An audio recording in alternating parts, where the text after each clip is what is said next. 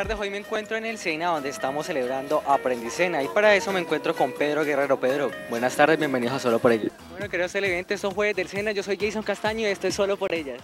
Muy bien, Leina, feliz porque ya terminamos estas ferias, hemos trabajado todos estos días llevándoles la mejor información vía microondas a todos los televidentes del canal CNC y Producciones Gil Televisión.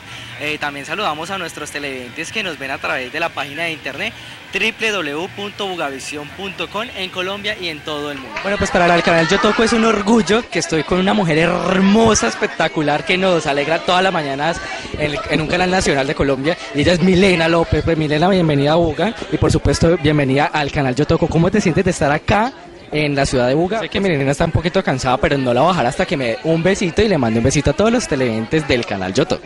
Claro que sí, estoy levantada desde las 4 de la mañana y ya son las 12, pero claro que sí. Tu besito y un besito para toda la gente que nos ve a través del canal de Yo Toco, los quiero. Bienvenidos a una nueva emisión de Yo Toco Noticias. Saludamos a todos nuestros televidentes que nos ven a través del canal Yo Toco en el dial 81. Con la asistencia de más de 2000 personas, la administración municipal celebró el Día de la Madre y del Padre, donde hubo presentaciones de artistas de talla internacional con el Caballero Gaucho, orquestas y rifas. A esta celebración también se unió el senador de la República, el doctor Juan Carlos Rispoli. Bueno, y acá me encuentro una mujer espectacular, Caterine Peláez Pérez, es protagonista de nuestra tele de este año. Bueno, Caterine, pues, ¿qué haces por acá en la Feria de Buga? Hola amigos de Solo por Ellas, yo me encuentro en el Monumento El Faro, uno de los más importantes en la historia de Guadalajara de Buga. Esto se hace en homenaje al doctor Alejandro Cabal Pombo. Los invito para que conozcamos acerca del faro.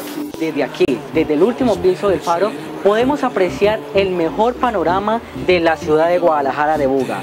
A mis espaldas se encuentra uno de los mejores hoteles del departamento del Valle del Cauca, que es el Hotel Guadalajara.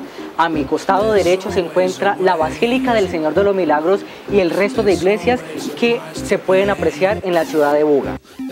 Me despido desde aquí, desde el último piso del Monumento El Faro. La invitación cordial pues para que vengan y visiten su historia.